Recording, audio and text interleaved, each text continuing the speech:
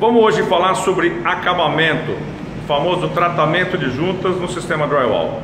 Estamos aqui hoje fazendo um acompanhamento, de uma obra que a gente já tem prestado consultoria, desde o início na contratação, equalização técnica de propostas, fizemos o projeto detalhado aqui, executivo, um cliente muito bom, muito sério, e estamos pela primeira vez fazendo uma inspeção do tratamento de juntas com um profissional que foi treinado uma vez por nós, por 2 dias.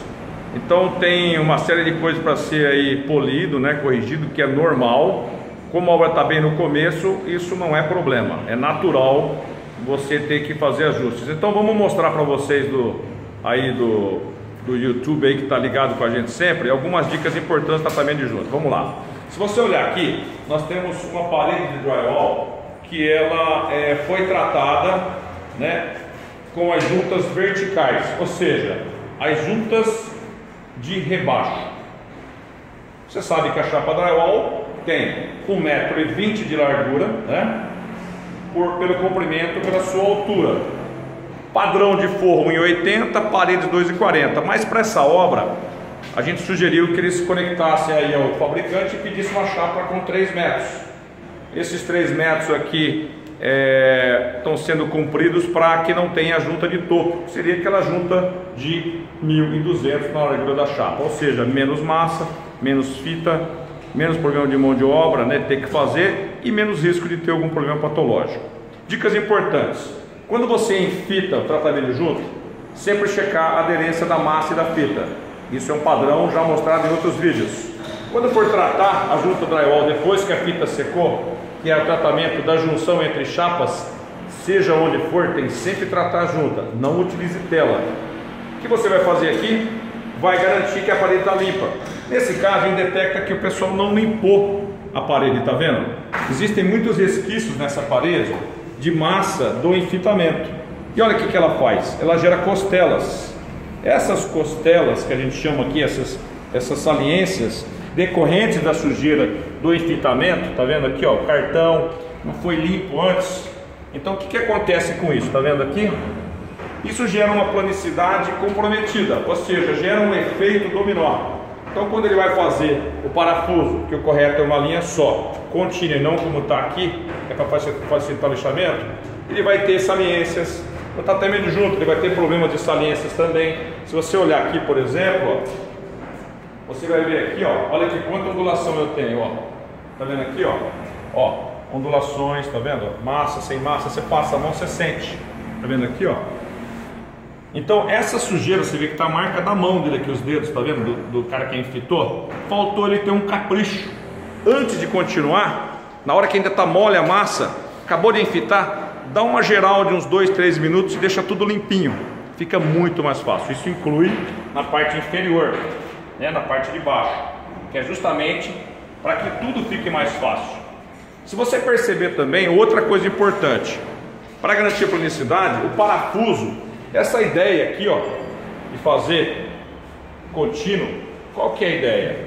É para você lixar sempre na vertical. Se o tratamento junto estiver feito corretamente, não precisa lixar muito, porque olha aqui, você quase nem tem a rebarba. Então você percebe aqui também com esse profissional que em alguns casos deixou a rebarba muito grande. Olha aqui nesse caso do canto aqui, olha aqui, olha como tem a rebarba, tá vendo aqui, rebarba muito grossa. Olha aqui embaixo como ficou com muita massa, tá vendo? Tudo isso é problema de qualidade, que na hora de entregar o tratamento de junta não vai ficar legal. Se você olhar aqui, olha o tamanho da rebarba que ele deixou, ele não suavizou. E olha que interessante, aqui ele usou um critério e aqui em cima outro. O que aconteceu? Se você olhar, ele teve um pouco de preguiça de ajoelhar e limpar a massa corretamente. Consegue ver isso? Não limpou, não manteve a linha, ele rompeu sujeira e fez redondo, carregou muito de massa, ali foi menos, deu costela. Então você vê que o profissional precisa ser polido. Tratamento de juntas é capricho, limpeza, e sempre trabalhar com a limpeza da massa enquanto ela estiver mole. Acabou de fazer um trabalho, dá uma geral, depois volta, próximo passo. Sempre entre demãos, Garantir que a demão anterior está 100% seca, curada. Ideal, enfita num dia, primeira demão no outro, segunda demão no outro e terceira pode ser no final do dia, voltando na área de produção. Então, em média, no andar, 3 dias tratamento de junta. Ficou claro isso? Então dá uma olhada no geral aqui. Importante lembrar dessas dicas e manter uniformidade. Essa junta aqui, eles abriram demais ela. O ideal aqui é usar uma espátula de 20 centímetros primeiro, a espátula T, e depois a de 25. A de 30 se usa mais para juntas de topo. Nos cantos internos, a espátula de 8 centímetros é o suficiente, primeira e segunda demão. Mas sem a rebarba, manter linha bonita, alinhado, legal. Consegue ver aí, ó, sem rebarbas e contínuo, faixas contínuas e não faixas fazendo zigue-zague, porque isso é muito ruim, como está aqui, por exemplo. Falta uniformidade. Você vê que esse parafuso aqui, ó, ficou legal. Aqui ficou bacana, ó. Mas um detalhe importante, se você ver, a espátula está um pouco judiada, provavelmente com dentes. Tem que lixar ela e manter ela em ordem. Então, aqui uma dica importante para você, para garantir que o tratamento de junta fica legal. Parafuso. Quando você passa para bater o parafuso, tem que ir num sentido no outro quando acontecer isso, porque a massa pega aqui e não pega na volta porque você não voltou. E sem falar que não teve sequência. Consegue ver a falta de consistência? Marca de mão? Isso se repete aqui nessa obra. Estamos na obra, correria. Veja que não pode fazer o tratamento de junta. E aí no futuro próximo teremos aí algumas dicas de execução na prática. Em breve um vídeo bacana para você que a gente fez aí há quase 2 décadas, que ainda é muito utilizado no mercado, introdução do drywall.